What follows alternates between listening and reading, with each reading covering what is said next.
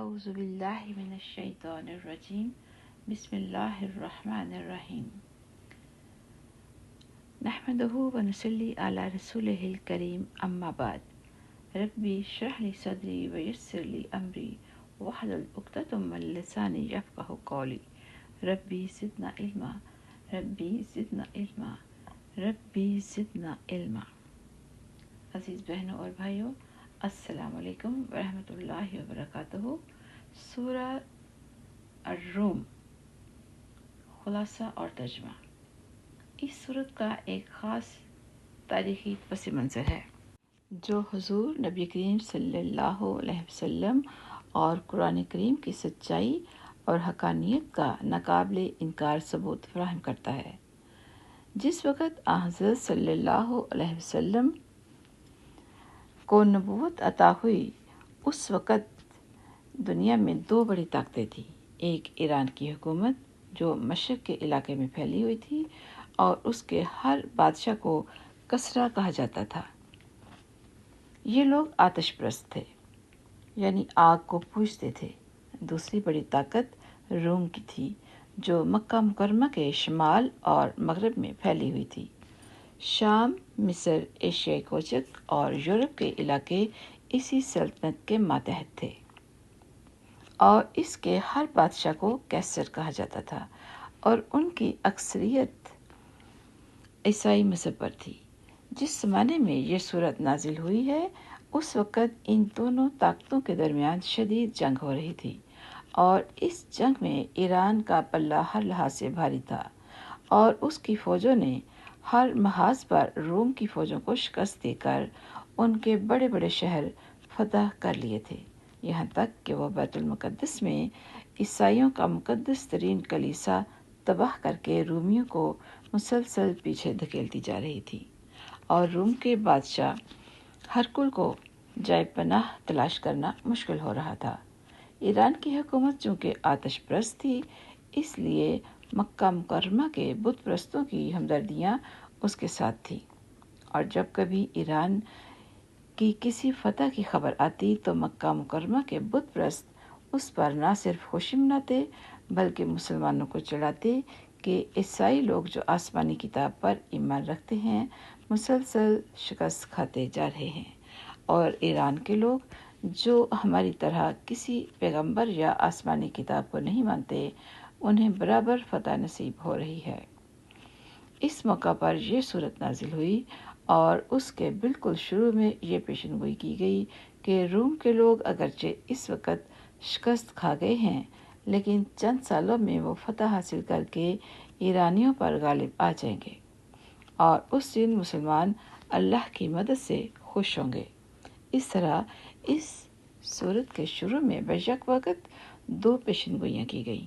ایک یہ کہ روم کے جو لوگ شکست کھا گئے ہیں وہ چند سالوں میں ایرانیوں پر غالب آ جائیں گے، اور دوسرے یہ کہ مسلمان جو اس وقت مکہ مکرمہ کے مشرکینوں کے ہاتھوں ظلم و ستم کا شکار ہیں، اس دن وہ بھی مشرکین پر فتح منائیں گے۔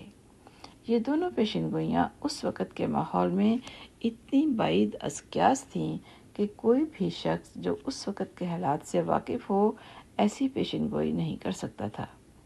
مسلمان اس وقت جس طرح کافروں کے ظلم و ستم میں دبے اور پسے ہوئے تھے، اس کے پیش نظر بظاہر کوئی امکان نہیں تھا کہ وہ اپنی فتح کی خوشی منائیں۔ دوسری طرف سلطنت روما کا حال بھی یہ تھا کہ اس کے ایرانیوں کے مقابلے میں ابھرنے کا دور دور تک کوئی اندازہ نہیں کیا جا سکتا تھا۔ چنانچہ سلطنت روما کا مشہور مورخ ایڈورڈ گبن اس پیشن گوئی کا تبصرہ کرتے ہوئے لکھتا ہے کہ جس وقت مبینہ طور پر یہ پیشن گوئی کی گئی، اس وقت کسی بھی پیشن گوئی کا پورا ہونا اس سے زیادہ بعید نہیں ہو سکتا تھا، اس لیے کہ قیصر ہرقل کی حکومت کے پہلے 12 سالوں میں یہ بات کھل کر سامنے آ گئی تھی کہ رومی سلطنت کا خاتمہ بالکل قریب آ چکا ہے۔ چنانچہ مکہ مکرمہ کے مشرکین نے اس پیشن گوئی کا بہت مذاق اڑایا، یہاں تک کہ ان کے ایک مشہور سردار ابی بن خلف نے حضرت ابوبکر صدیق رضی اللہ عنہ سے یہ شرط لگا لی کہ اگر آئندہ 9 سال کے درمیان روم کے لوگ ایرانیوں پر غالب آ گئے تو حضرت ابوبکر رضی اللہ عنہ کو 100 اونٹ دے گا، اور اگر اس عرصے میں وہ غالب نہ آئے تو حضرت ابوبکر رضی اللہ تعالیٰ عنہ اس کو 100 اونٹ دیں گے۔ اس وقت تک اس قسم کی 2 طرفہ شرط لگانا حرام نہیں کیا گیا تھا، چنانچہ اس آیت کے نازل ہونے کے بعد بھی ایرانیوں کی فتوحات کا سلسلہ جاری رہا، یہاں تک کہ وہ کیسر کے پایہ تخت قسطنطنیہ کی دیواروں تک پہنچ گئے، اور انہوں نے کیسر ہرقل کی طرف سے صلح کی ہر پیشکش کو ٹھکرا دیا اور جواب دیا کہ انہیں ہرقل کے سر کے سوا اور کوئی پیشکش منظور نہیں ہے، جس کے نتیجے میں ہرقل تیونس کی طرف بھاگنے کا منصوبہ بنانے لگا، لیکن اس کے فوراً بعد حالات نے عجیب و غریب پلٹا کھایا۔ ہرقل نے مجبور ہو کر ایرانیوں پر عقب سے حملہ کیا، جس میں اسے کامیابی حاصل ہوئی، جس نے جنگ کا پانسہ پلٹ دیا۔ اس پیشن گوئی کو ابھی 7 سال گزرے تھے کہ رومیوں کی فتح کی خبر عرب تک پہنچ گئی۔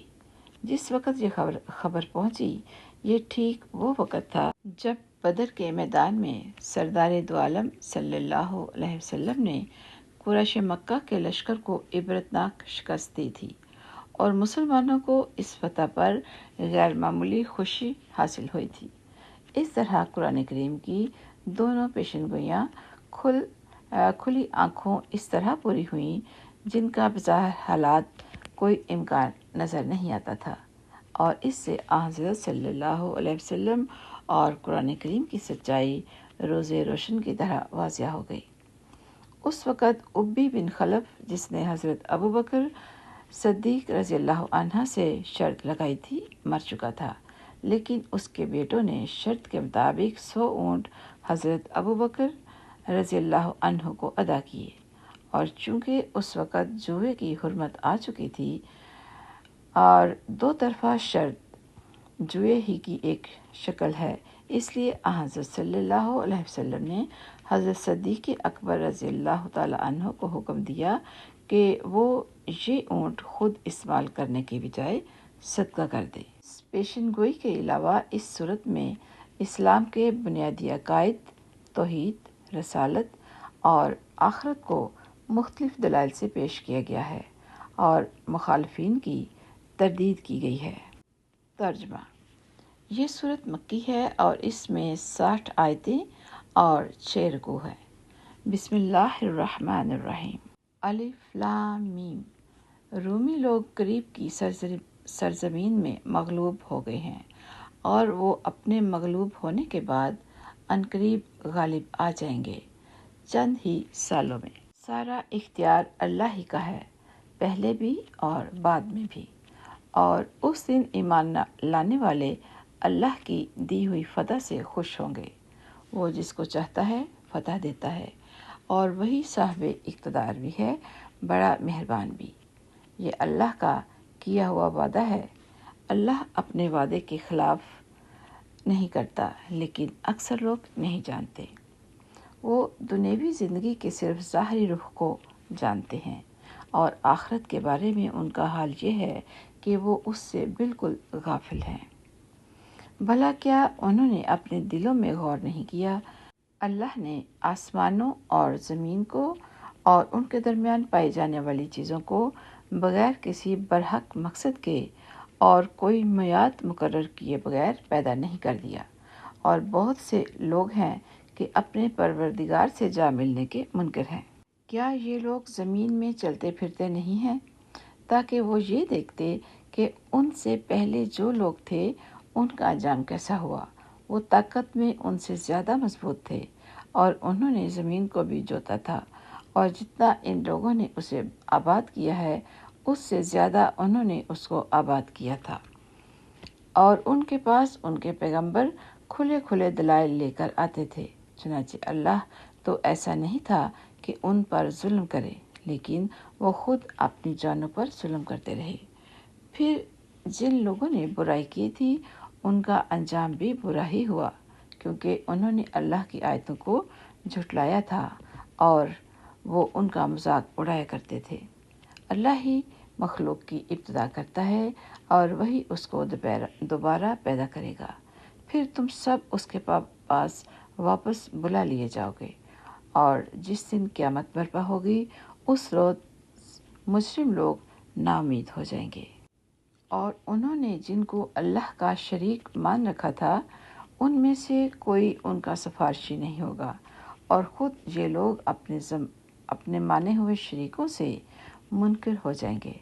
اور جس دن قیامت برپا ہوگی اس روز لوگ مختلف قسموں میں بٹ جائیں گے، چنانچہ جو لوگ ایمان لائے تھے اور انہوں نے نیک عمل کیے تھے ان کو تو جنت میں ایسی خوشیاں دی جائیں گی جو ان کے چہروں سے پھوٹی پڑ رہی ہوں گی، اور جن لوگوں نے کفر اپنا لیا تھا اور ہماری آیتوں کو آخرت کا سامنا کرنے کو جھٹلایا تھا تو ایسے لوگوں کو عذاب میں دھر لیا جائے گا۔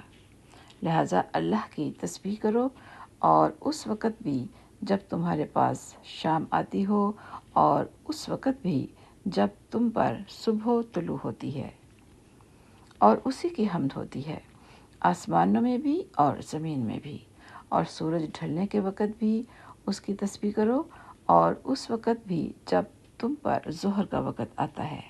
وہ جاندار کو بے جان سے نکالتا ہے اور بے جان کو جاندار سے نکالتا ہے، اور وہ زمین کو اس کے مردہ ہونے کے بعد زندگی بخشتا ہے، اور اسی طرح تم کو قبروں سے نکال لیا جائے گا۔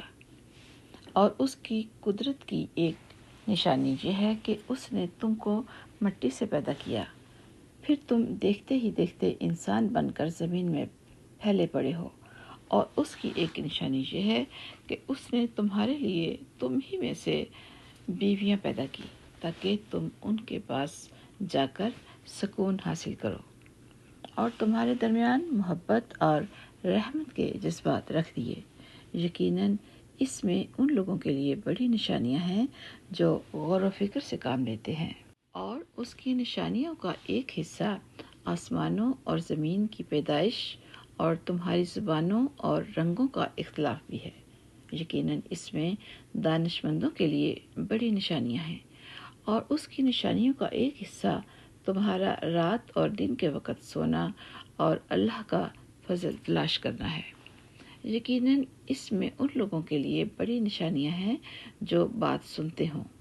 اور اس کی ایک نشانی یہ ہے کہ وہ تمہیں بجلی کی چمک دکھاتا ہے جس سے ڈر بھی لگتا ہے اور امید بھی ہوتی ہے، اور آسمان سے پانی برساتا ہے جس کے ذریعے وہ زمین کو اس کے مردہ ہو جانے کے بعد زندگی بخشتا ہے۔ یقیناً اس میں ان لوگوں کے لیے بڑی نشانیاں ہیں جو عقل سے کام لیتے ہیں۔ اس کی ایک نشانی یہ ہے کہ آسمان اور زمین اس کے حکم سے قائم ہیں، پھر جب وہ ایک پکار دے کر تمہیں زمین سے بلائے گا تو تم فوراً نکل پڑو گے، اور آسمانوں اور زمین میں جو بھی ہیں سب اسی کی ملکیت ہے، سب اسی کے حکم کے تابع ہیں، اور وہی ہے جو مخلوق کی ابتدا کرتا ہے پھر اسے دوبارہ پیدا کرے گا، اور یہ کام اس کے لیے بہت آسان ہے، اور اسی کی سب سے اونچی شان ہے آسمانوں میں بھی اور زمین میں بھی، اور وہی ہے جو اقتدار والا بھی ہے، حکمت والا بھی۔ وہ تمہیں خود تمہارے اندر سے ایک مثال دیتا ہے۔ ہم نے جو رزق تمہیں دیا ہے، کیا تمہارے غلاموں میں سے کوئی اس میں تمہارا شریک ہے کہ اس رزق میں تمہارا درجہ ان کے برابر ہو، اور تم ان غلاموں سے ویسے ہی ڈرتے ہو جیسے آپس میں ایک دوسرے سے ڈرتے ہو۔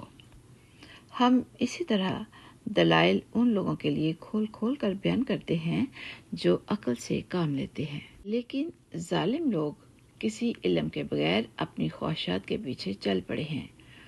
اب اس شخص کو کون ہدایت دے سکتا ہے جسے اللہ نے گمراہ کر دیا ہو، اور ایسے لوگوں کا کوئی مددگار نہیں ہوگا۔ لہٰذا تم یکسو ہو کر اپنا رخ اس دین کی طرف قائم رکھو، اللہ کی بنائی ہوئی اس فطرت پر چلو جس پر اس نے تمام لوگوں کو پیدا کیا ہے۔ اللہ کی تخلیق میں کوئی تبدیلی نہیں لائی جا سکتی۔ یہی بالکل سیدھا راستہ ہے، لیکن اکثر لوگ نہیں جانتے۔ فطرت کی پیروی اس طرح کرو کہ تم نے اسی اللہ سے لو لگا رکھی ہو اور اس سے ڈرتے رہو، اور نماز قائم کرو اور ان لوگوں کے ساتھ شامل نہ ہو جو شرک کا ارتکاب کرتے ہیں، وہ جنہوں نے اپنے دین کو ٹکڑے ٹکڑے کر لیا اور مختلف فرقوں میں بٹ گئے ہیں۔ ہر گروہ اپنے اپنے طریقے پر مگن ہے، اور جب لوگوں کو کوئی تکلیف چھو جاتی ہے تو وہ اپنے پروردگار سے لو لگا کر اسی کو پکارتے ہیں۔ پھر جب وہ اپنی طرف سے انہیں کسی رحمت کا ذائقہ چکھا دیتا ہے تو ان میں سے کچھ لوگ یکایک اپنے پروردگار کے ساتھ شرک کرنے لگتے ہیں، تاکہ ہم نے انہیں جو کچھ دیا تھا اس کی ناشکری کریں۔ اچھا، کچھ مزے اڑا لو، پھر وہ وقت دور نہیں جب تمہیں سب پتہ چل جائے گا۔ بھلا کیا ہم نے ان پر کوئی ایسی دلیل نازل کی ہے جو اس شرک کا ارتکاب کرنے کو کہتی ہو جو یہ اللہ کے ساتھ کرتے رہے ہیں؟ اور جب ہم لوگوں کو رحمت کا مزہ چکھاتے ہیں تو وہ اس پر اترا جاتے ہیں، اور اگر انہیں خود اپنے ہاتھوں کے کرتوت کی وجہ سے کوئی برائی پہنچ جائے تو ذرا سی دیر میں وہ مایوس ہونے لگتے ہیں۔ کیا انہوں نے نہیں دیکھا کہ اللہ جس کے لیے چاہتا ہے رزق کشادہ کر دیتا ہے اور جس کے لیے چاہتا ہے تنگ کر دیتا ہے؟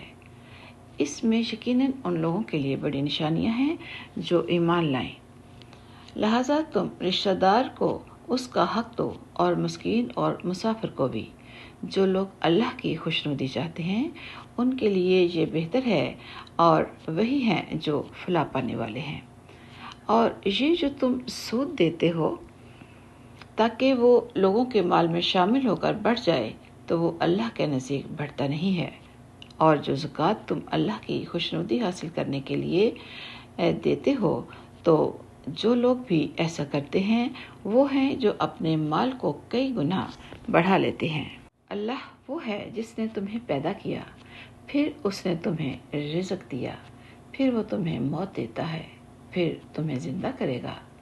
جن کو تم نے اللہ کا شریک مانا ہوا ہے، کیا ان میں سے کوئی ہے جو ان میں سے کوئی کام کرتا ہو؟ پاک ہے وہ اور بہت بالا تر اس شرک سے جس کا ارتکاب یہ لوگ کرتے ہیں۔ لوگوں نے اپنے ہاتھوں سے جو کمائی کی اس کی وجہ سے خشکی اور تری میں فساد پھیلا، تاکہ انہوں نے جو کام کیے ہیں اللہ ان میں سے کچھ کا مزہ انہیں چکھائے، شاید وہ باز آ جائے۔ اے پیغمبر، ان سے کہو کہ زمین میں چل پھر کر دیکھو کہ جو لوگ پہلے گزرے ہیں ان کا کیسا انجام ہوا۔ ان میں سے اکثر مشرک تھے، لہٰذا تم اپنا رخ صحیح دین کی طرف قائم رکھو، قبل اس کے کہ وہ دن آئے جس کے ٹلنے کا اللہ کی طرف سے کوئی امکان نہیں ہے۔ اس دن لوگ الگ الگ ہو جائیں گے، جس نے کفر کیا ہے اس کا کفر اسی پر پڑے گا، اور جن لوگوں نے عمل نیک کیے ہیں وہ اپنے لیے ہی راستہ بنا رہے ہیں۔ نتیجہ یہ کہ اللہ ان لوگوں کو اپنے فضل سے جزا دے گا جو ایمان لائے ہیں اور انہوں نے نیک عمل کیے ہیں۔ یقیناً اللہ کافروں کو پسند نہیں کرتا، اور اس اللہ کی قدرت کی ایک نشانی یہ ہے کہ وہ ہوائیں بھیجتا ہے جو بارش کی خوشخبری لے کر آتی ہیں، اور اس لیے بھیجتا ہے تاکہ تمہیں اپنی رحمت کا کچھ مزہ چکھائے، اور تاکہ کشتیاں اس کے حکم سے پانی میں چلیں اور تم اس کا فضل تلاش کرو اور شکر ادا کرو۔ اور اے پیغمبر، ہم نے تم سے پہلے بھی بہت سے پیغمبر ان قوموں کے پاس بھیجے، چنانچہ وہ ان کے پاس کھلے کھلے دلائل لے کر آئے، پھر جنہوں نے جرائم کا ارتکاب کیا تھا ہم نے ان سے انتقام لیا، اور ہم نے یہ ذمہ داری لی تھی کہ ایمان والوں کی مدد کریں گے۔ اللہ ہی وہ ہے جو ہوائیں بھیجتا ہے، چنانچہ وہ بادل کو اٹھاتی ہیں، پھر وہ اس بادل کو جس طرح چاہتا ہے آسمان میں پھیلا دیتا ہے، اور اسے کئی تہوں والی گھٹا میں تبدیل کر دیتا ہے۔ تب تم دیکھتے ہو کہ اس کے درمیان سے بارش برس رہی ہے، چنانچہ جب وہ اپنے بندوں میں سے جن کو چاہتا ہے وہ بارش پہنچاتا ہے تو وہ اچانک خوشی منانے لگتے ہیں، حالانکہ اس سے پہلے جب تک ان پر بارش نہیں برسائی گئی تھی وہ نا امید ہو رہے تھے۔ اب ذرا اللہ کی رحمت کے اثرات دیکھو کہ وہ زمین کو اس کے مردہ ہونے کے بعد کس طرح زندگی بخشتا ہے۔ حقیقت یہ ہے کہ وہ مردوں کو زندہ کرنے والا ہے اور وہ ہر چیز پر پوری طرح قادر ہے، اور اگر ہم نقصان دہ ہوا چلا دیں جس کے نتیجے میں وہ اپنے کھیت کو پیلا پڑا ہوا دیکھیں تو اس کے بعد یہ ناشکری کرنے لگے۔ غرض اے پیغمبر، تم مردوں کو اپنی بات نہیں سنا سکتے اور نہ بہروں کو اپنی پکار سنا سکتے ہو جب وہ پیٹ پھیر کر جا رہے ہوں، اور نہ تم اندھوں کو ان کی گمراہی سے نکال کر راستے پر ڈال سکتے ہو۔ تم تو انہی لوگوں کو اپنی بات سنا سکتے ہو جو ہماری آیتوں پر ایمان لائیں، پھر فرما بردار بن جائیں۔ اللہ وہ ہے جس نے تمہاری تخلیق کی ابتدا کمزوری سے کی، پھر کمزوری کے بعد طاقت عطا فرمائی، پھر طاقت کے بعد دوبارہ کمزوری اور بڑھاپا طاری کر دیا۔ وہ جو چاہتا ہے پیدا کرتا ہے، اور وہی ہے جس کا علم بھی کامل ہے اور قدرت بھی کامل۔ اور جس دن قیامت برپا ہوگی اس دن مجرم لوگ قسمیں کھا لیں گے کہ وہ برزخ میں ایک گھڑی سے زیادہ نہیں رہے۔ اسی طرح دنیا میں بھی وہ اوندھے چلا کرتے تھے۔ جن لوگوں کو علم اور ایمان عطا کیا گیا ہے وہ کہیں گے کہ تم اللہ کی لکھی ہوئی تقدیر کے مطابق حشر کے دن تک برزخ میں پڑے رہے ہو، اور یہ وہی حشر کا دن ہے، لیکن تم لوگ یقین نہیں کرتے تھے۔ چنانچہ جن لوگوں نے ظلم کی راہ اپنائی تھی اس دن ان کی معذرت انہیں کوئی فائدہ نہیں پہنچائے گی، اور نہ ان سے یہ کہا جائے گا کہ اللہ کی ناراضگی دور کرو۔ اور حقیقت یہ ہے کہ ہم نے اس قرآن میں لوگوں کو سمجھانے کی خاطر ہر قسم کی باتیں بیان کی ہیں، اور اے پیغمبر ان کا حال یہ ہے کہ تم ان کے پاس کوئی بھی نشانی لے آؤ، یہ کافر لوگ پھر بھی یہی کہیں گے کہ تم کچھ بھی نہیں بلکہ غلط کار ہو۔ اللہ اسی طرح ان لوگوں کے دلوں پر ٹھپا لگا دیتا ہے جو سمجھ سے کام نہیں لیتے۔ لہٰذا اے پیغمبر تم صبر سے کام لو، یقین جانو اللہ کا وعدہ سچا ہے، اور ایسا ہرگز نہ ہونا چاہیے کہ جو لوگ یقین نہیں کرتے ان کی وجہ سے تم ڈھیلے پڑ جاؤ۔ سبحان ربک رب العزت عما یصفون وسلام علی المرسلین الحمد للہ رب العالمین۔ سبحانک اللہم وبحمدک نشہد ان لا الہ الا انت نستغفرک ونتوب الیک۔ السلام علیکم ورحمۃ اللہ وبرکاتہ۔